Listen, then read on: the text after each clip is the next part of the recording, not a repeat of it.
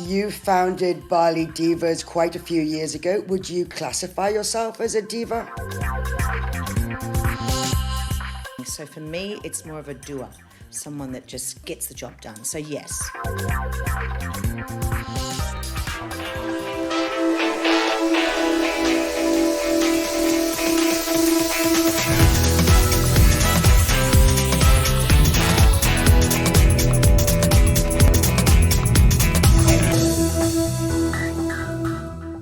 So Christina, you founded Bali Divas quite a few years ago. Would you classify yourself as a diva?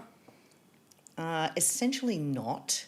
Only in the word diva, it has so many different meanings. So for me, it's more of a doer, someone that just gets the job done. So yes. A little bit of a diva, but a doing diva as opposed to a non-doing diva. Right, so let's track back a bit to, you were actually born in Sydney, Australia. Oh, and you happenstanced into Bali. I came here in 1983, August 1983, the first time. Just left school and came to Bali, as we all did back then. With a whole gaggle of girls, or just on your own? No, I came with my older sister. Right, and she now lives here. She does. Oh, awesome. So tell us a bit, let's track forward absolutely to a little bit more about the divas. So Bali Diva came around with whose idea? Was it your idea? Yes, it was. So some people, I gather, have claimed it as their idea, but have they? Well, I think it's just that thing that it's such a great idea that people would like to have a bit more, originator input, which is kind of annoying, right? Yeah, it can be, but it started 12 years ago, and it was just at Biku, we're just having lunch, and I was with a few other ladies. There was 8 of us, to be precise, and I just thought, what can we do to give back? And at that stage, people weren't really giving back a lot as they are now. Now it's just exploded. But back then it was kind of like, what can we do to give back to the locals? We did it a little bit, but we wanted to do it bigger scale. So we started off thinking about it. I proposed it at the lunch, and it's kind of grew from there.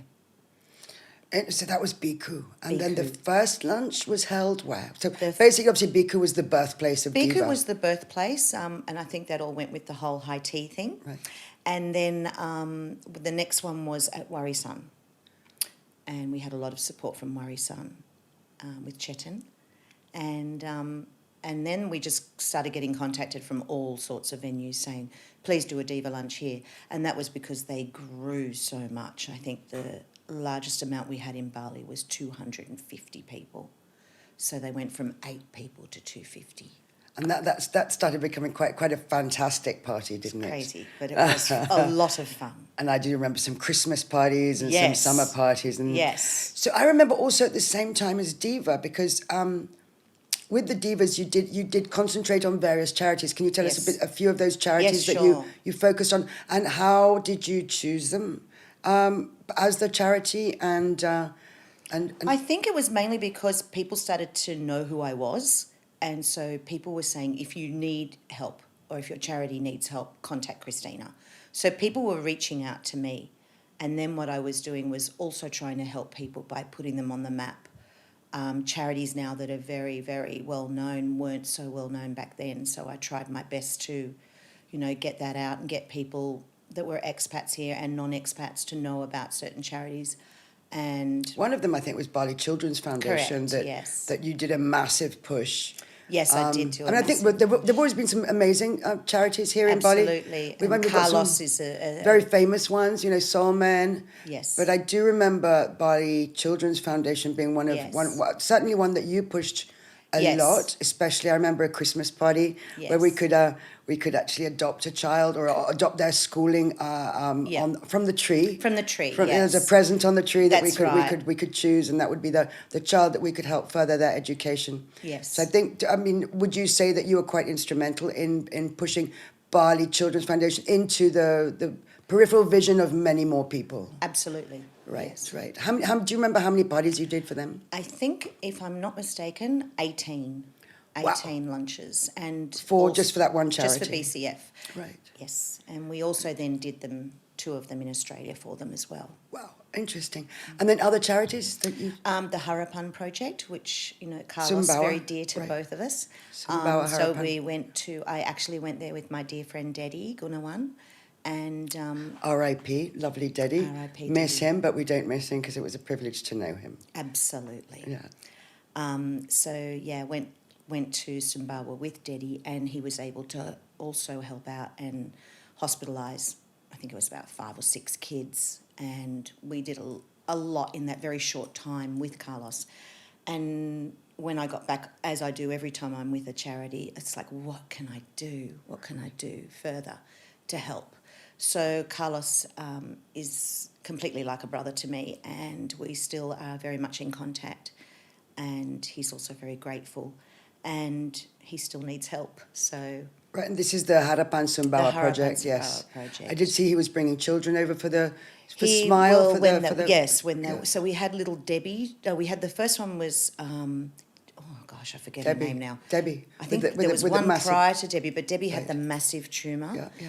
And the whole idea was that everybody was thinking, after seeing specialist after specialist, that she was going to get her leg amputated, and we really pushed for that not to happen. But we were at the stage where we thought it possibly will happen, and we even had books bought up for her, storybooks with, you know, girls without their legs in the story, just kind of getting her to be familiar that if it was going to happen, she wasn't alone. That, you know, so.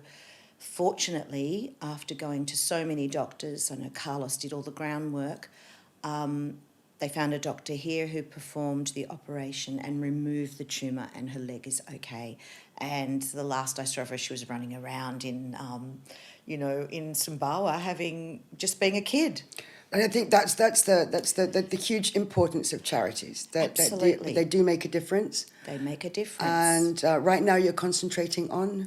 the Divas now have really reached a point in Australia that they're very popular. So when I first went back, I was a bit concerned and a bit worried because I thought, I haven't been here for so long. I mean, back Sydney's my hometown, but who knows me here?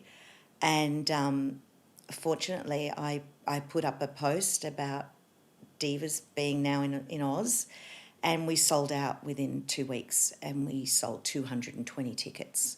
So that was at a really nice place in Sydney.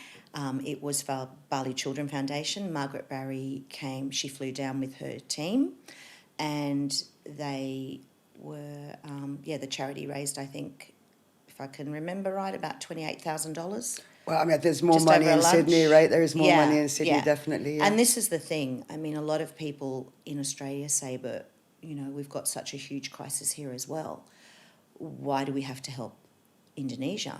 And it's kind of like, well, why wouldn't we? It's like when we raise $28,000 in Australia, it doesn't really go that far. When we raise $28,000 here, 280 million can go a little bit further. Right. So my idea is to still keep it going, regardless of what some people say. I still want to help Indonesia. I always will want to help Indonesia. My husband was born in Jakarta, so although my kids are half Indo, right, I will always want to help Indonesia. So yeah, that's what I'm doing. So, and you did actually start a .org. I mean, I do remember seeing the process, because the process of it. Here was just a luncheon club. Yeah. So it was a little bit just a luncheon club, which is beautiful, and we all really enjoyed ourselves. A lot of networking too. I mean, a lot of people, without a lot of women have very strong relationships now because they met each other at the Diva lunches. So I get told stories where I go, "Are you serious? Did that happen?"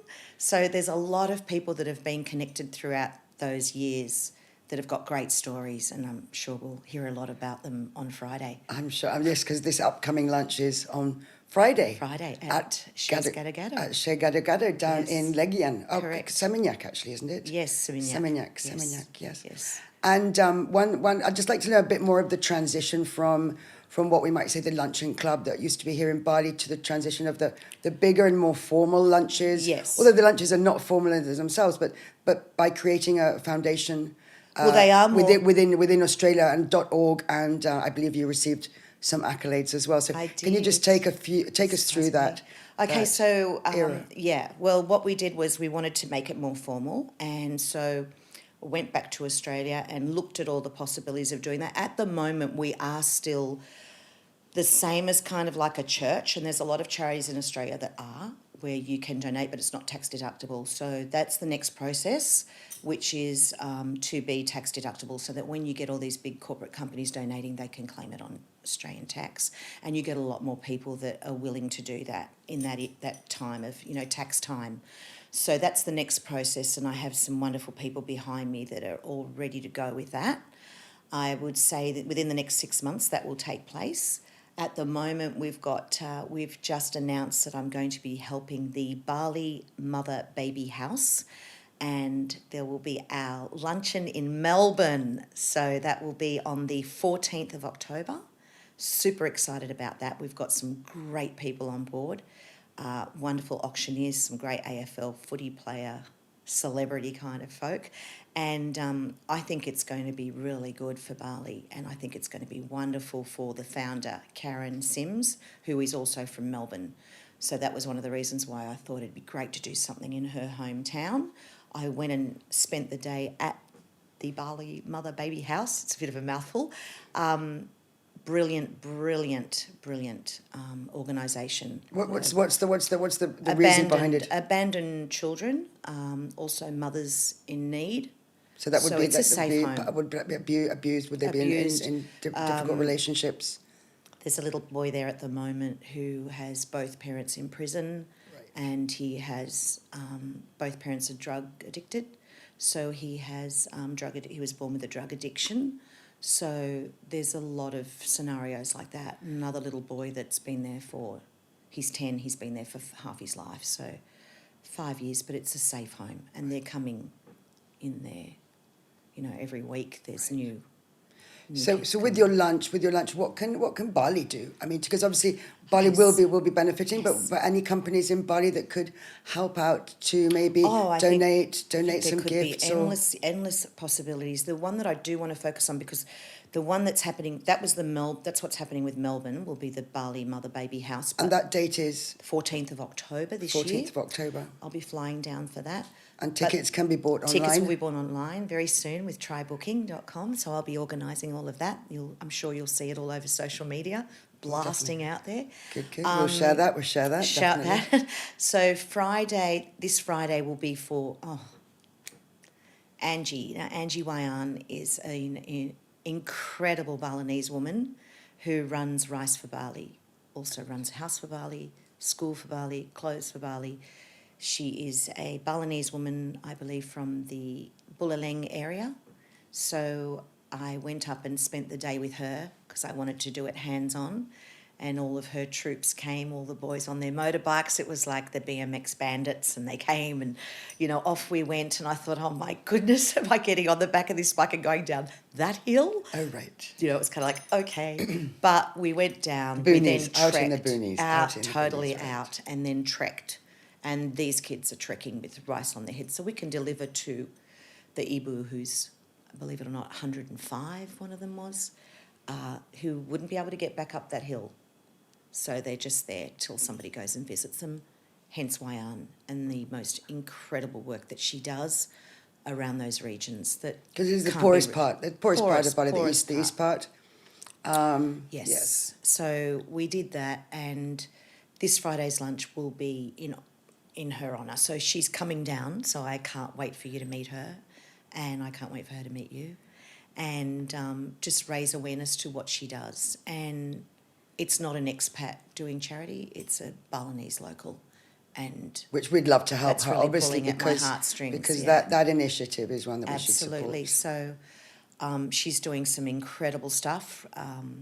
Go on. So can you tell us a bit more? So she does rice for Bali? She does rice for Bali. So her Instagram is at rice_for_Bali. She does clothing, so any clothing that can be donated. That's second-hand clothes. Second-hand clothes, new Obviously clothes. not the nighttime sexy stuff. No. Try not to do not those. the high heels, right? No high heels. So Some people do donate they that. Do. Yeah, and it's kind of odd, but it's kind of, yeah. Or especially with T-shirts that have got full-on, swear words and stuff. It's like, it doesn't look good on a 105-year-old Ibu. Yeah, right. So, So one always does hope that people think about mindful. The destination of these clothes that one is giving away, that it matches their environment. Absolutely, just be mindful. So she does also builds homes. So I believe when I asked her last week, the cost of a one-bedroom home, especially now with, monsoon coming up in November, December, January, although we've had a little bit of rain now, these homes can be built for 15 million for a one-bedroom. Yeah. So 1,500 Australian dollars. It's crazy. Can put a roof over somebody's head. Concrete. She uses all local product, local workers. Yep. And the one bedroom is 15 million. And is that a studio or a one bedroom? It's just a one bedroom home. But studio, home. So a studio. Windows, door. Bathroom. Shelter. The bathrooms, actually, the outside. government have built these bathrooms for them, which is really good. They have a bathroom. Communal no, bathroom. it's their bathroom. Right, it was this thing that the local government did, which is great. They are a little bit expensive, 12 million rupiah for a toilet. So it's kind of like... The drainage and plumbing is always quite... They are, yeah. They will be quite... But the home is very important. Does she have an Instagram? Because obviously she I think does, that is... at Rice_for Bali. And that's for all of her projects? All of her projects. Okay, beautiful. So when you go on, you can see her. She speaks fluent English. She's an amazing woman. She has a family of her own, and she just gets the job done. And she's a real doer. So do you think she's a dragon like you and me? I think she's a bit of a diva. Oh, she's a bit of a diva. She could be a dragon, yes, definitely. I would say yes. Right. So you'll meet her on Friday, and I'm so excited for everybody else to meet her and raise awareness to her charity as well. So, yeah. So that you've got the one in November in Melbourne, the one this Friday. Any others in between? There will be a Sydney one. And that will not happen this year. It will happen next year, at the beginning of next year. And we're still trying to figure out which charity. There are so many that have thrown themselves at me. I do want to invest in Carlos, but I am also very invested in Australia. And believe it or not, we have 116,000 people homeless. For homeless in Aboriginals. Australia, yes. yeah. So as mind-boggling as that sounds... at the moment, there's a lot of rainfall happening and a lot of flooding, a lot of people on the homeless on the streets, and our charity helps feed, helps give them blankets, helps clothe. We've partnered up with Thread Together, which is an incredible initiative, and they get all brand new clothes, still with the labels on them, from the biggest brands in Australia, and we're talking PE Nation, Sassenbide, big brands, big brands, big brands. Yes, Calvin amazing. Klein, Nike. The list goes on. If you go on their website, threadtogether.org, you will see everything that they do. So they have massive vans that will come to my site when we're doing the food drive, and they will have the van open, and people can. It's like a shop. So people can get a pair of jeans, a pair of shoes, a T-shirt, a jacket, interviews. They're prisoners, people that come out of prison and are trying to get their life back together and might need some threads because they don't have any. They'll fix them up with job interview, clothing. It happens with young girls that are finishing their Year 10 formal or Year 12 debut. They might come from not such a wealthy family. They supply their prom dress and things like that. So beautiful. Yeah, I'm getting chills, but it's beautiful. It's really amazing. So nice. There's a lot of things. So Diva Bali, what happened? What happened to that? Diva Bali was going. I had to move back, and I moved back for my family. The boys moved back mainly for my boys because I was at that stage where they were finishing school here. What were they going to do? As Indonesians, they don't get paid much. No, and I just thought it was time to go back to Oz, and it's worked really well for us. They're all really happy. Yeah. But the beauty of it is that they can come back at any time, and they're Indonesian. Well, they start talking the lingo, and they can, I just told them that Brawa is extremely different now. Yeah, I think they'd probably quite enjoy being back in Bali now because it's more of this youth vibe that's here. Yeah, but a lot of them branched off. So back to your question, which was... Well, basically, what happened to Bali Yeah, Diva? so then I had to go back. So there was a lady that approached me that said she would love to take over and that she would be, you know, thrilled to do that. And I was like ecstatic because I did want it to keep going. And It become such part of Bali fabric, yes. Yeah, so I mean, it was she, a very popular. very popular, lunch. and she did do one, but then she also decided to move back, and it kind of just fizzed out. But so, what do you think it takes to it takes to someone be you? I mean, like you. Yeah. To do it takes this. someone that's driven. It takes someone that has commitment. It takes someone that is a doer, and I mean Passion. passion. The lunches for me were everything. I mean, there was a lot of drama. Don't get me wrong, heaps of drama. But do tell us about some of the drama. Oh drama, gosh, the so drama much. is Where do I always begin? exciting. Where do I begin? No name dropping, but yeah, drama all the time. You know, they're divas. They're classically divas. Don't sit me next to so and so. Don't sit me next to so and so. Make sure I'm not. But you were her best friend last week. Not anymore. Oh, so right. make sure she's not anywhere near me. Or the classic example of Christina at a lunch, and I'd turn around and I'd be like, "Yes, what is it? I didn't get my wine."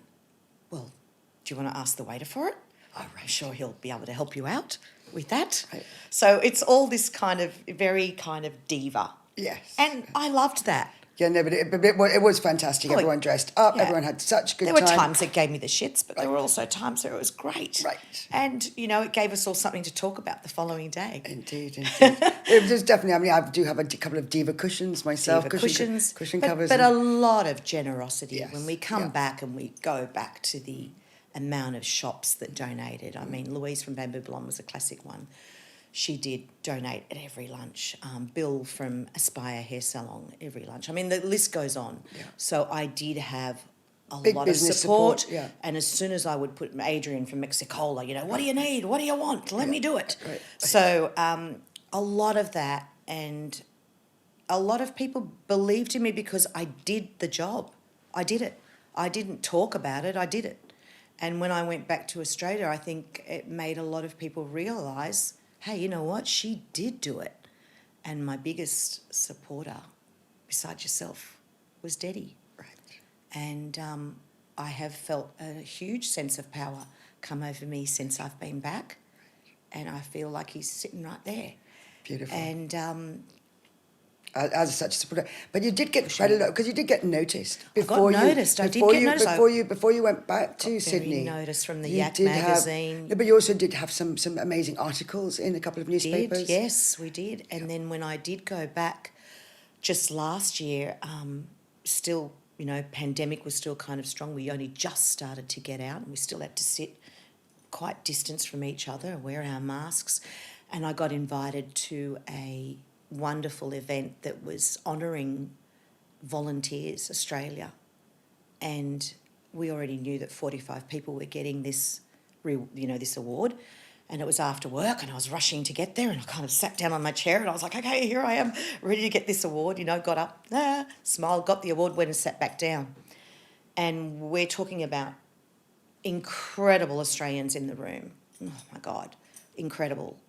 Everybody was doing something amazing. We had the surf life-saving crew that were there, the Police Boys Club, all these wonderful, wonderful charities.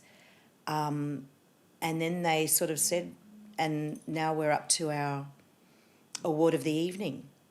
And it's the Vi Robbins Award, which is the most prestigious award of the night. And I was literally sitting there going, oh my, look, I think I was on my phone because I was, this is going on for so long. But I sat there and had my head down, and they said, and the award goes to Christina Iskandar. And I was like, oh my God, are you kidding me right now? So it was overwhelming, but I got up and I thought I wasn't deserving because I was surrounded with a room of the most incredible people hearing their stories. And then the lady got up, who was the actual MP for the area, and she stood up, Christina Curry, and she started going. You started the Diva lunch in with 8 women to do. You did the Harappan project. You did She knew everything about me, and I was standing there thinking, oh my God, I did do heaps, and I am deserving of this award. And I was so happy to get it and so happy to put Bali on the map. Because you've got to understand, this room was all Australians for Australian charities. She rattled on about what I did in Bali and what I did in Indonesia. So that just put us on the map again. And I was like, oh my God. You know, Beautiful moment. Amazing moment. So and right now with the Bali Diva.org. No, sorry, it's called Diva. What is Diva, it? it's DIVA Charity Incorporated. Diva So it's Charity. at DIVA Charity Inc. INC. Right, I love that. So it's INC. So DIVA at Charity Diva Charity Incorporated. Here we go. Let's have a look. Yes, absolutely. There we go.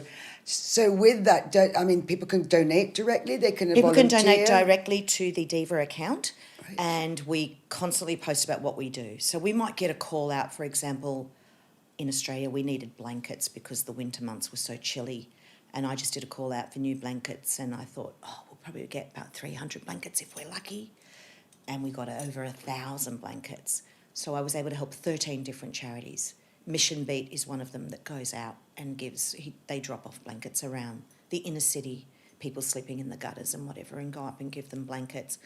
I know it doesn't sound like a lot, but it's just so I think the moment you make the difference in one person's life, Yeah. that ripple effect is huge. I've And got as you another say- guy, believe it or not, that's a tradie, and he knits beanies, and he's beanies for the homeless on Instagram, and he just recently dropped off 2 big garbage bags full of brand new beanies. They're amazing, and we also give those to the homeless. So we give them a beanie and we give them a blanket. We sometimes give them socks, and we also give them a warm meal. So with the warm meal, we will walk around and hand them out. They can also come down to our drive, which happens the first Sunday of every month. I just had my troops on the ground on Sunday, but they actually had to cancel because the weather was so bad. So it's happening this Sunday. So it's still DIVA Charity Inc. The page is full of things that I did in Indonesia, also full of things I'm still doing in Indonesia, full of things that I'm doing in Australia. Possibilities are endless. I'm looking at going into the Indigenous. I want to go to Alice Springs. I want to spend time there. But yeah, things are happening. Except for Bali, I mean, I still keep getting all the lunches I'm talking about.